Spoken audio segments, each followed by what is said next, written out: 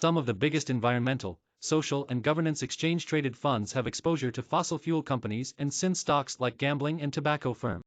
These broad-based passively managed ESG ETFs are marketed as ready substitutes for traditional core fund exposures. Studies from research groups such as Morningstar and NYU Stern Center for Sustainable Business show ESG funds can do as well as the broader stock market.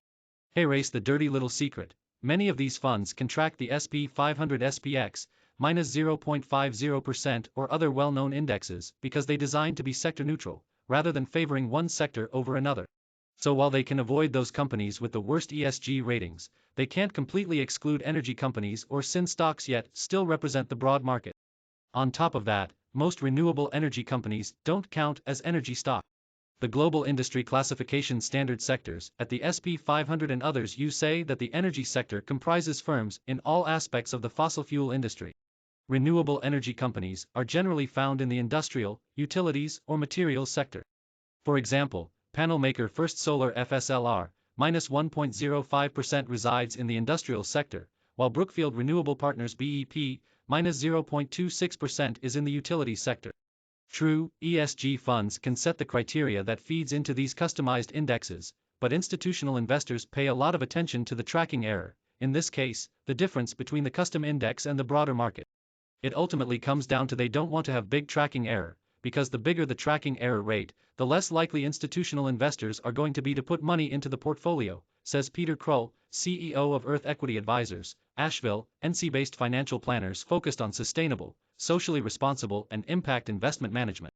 Some of the biggest ESG ETFs take a broad, sector-neutral stance, such as the $24.9 billion iShares ESG Aware MSCI U.S.A. ETF ESGU, minus 0.41%, $6 billion Vanguard ESG U.S. Stock ETF ESGV, minus 0.42% and $3.3 billion Xtrackers MSCI U.S.A. ESG Leaders Equity ETF USSG, minus 0.60%. There's nothing misleading or greenwashing about these passive ESG ETFs since the fund stated in their methodology. Krull says he's fine if an ESG ETF states it uses ESG ratings in its methodology and leaves it at that. But he says the investor confusion, and what he calls greenwashing, comes if an asset manager tries to call any fund that only uses ESG metrics a sustainable fund. Sustainable investing is more than metrics, he says.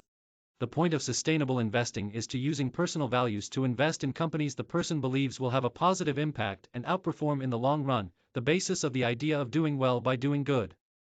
Many sustainable funds are actively managed, rather than passively follow an index, which can introduce active risk and may have higher fees.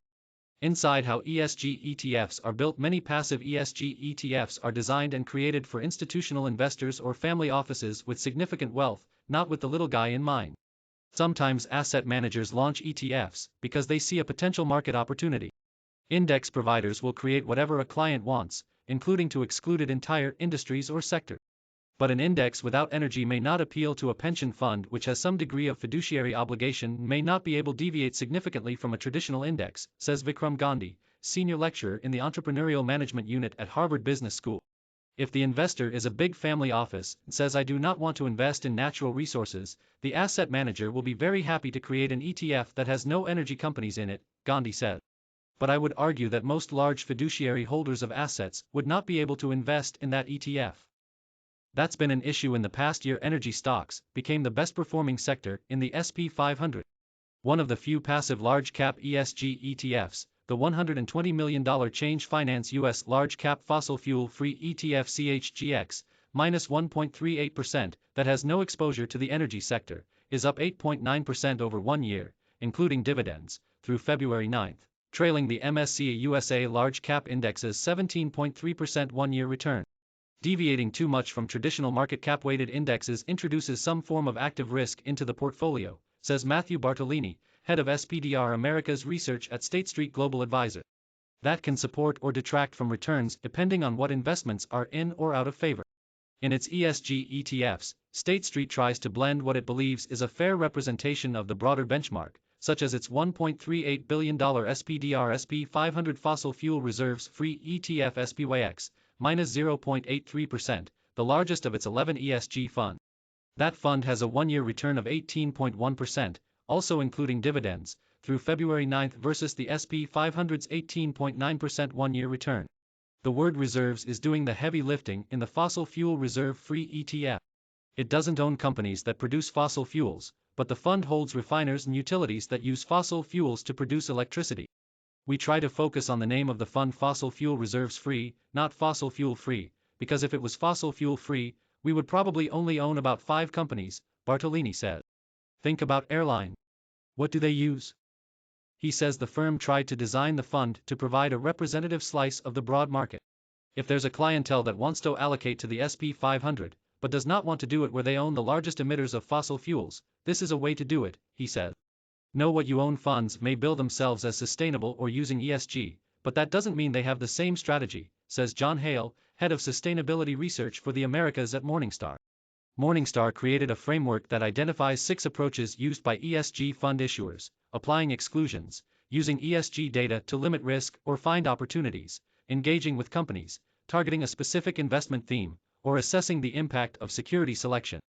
ESG ETFs that focus more on impact rather than just ESG material risks and opportunities could be better suited for an investor who wants to own companies with a larger purpose and less about matching a broader index return.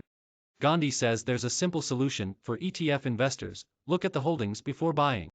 If an ETF has energy companies in it and it doesn't make you happy, then you should go and find an ETF that doesn't have energy companies in it, he said. More on ESG investing. Can I beat the stock market with ESG investing? How to find the right fund for you. The S&P's energy sector surged more than 50% last year, so how were green funds able to keep up with the stock market? Today's widely adopted ESG ratings and net zero pledges are mostly worthless. 2 pioneers of sustainable investing say some ETFs mix investing with charities. Should you?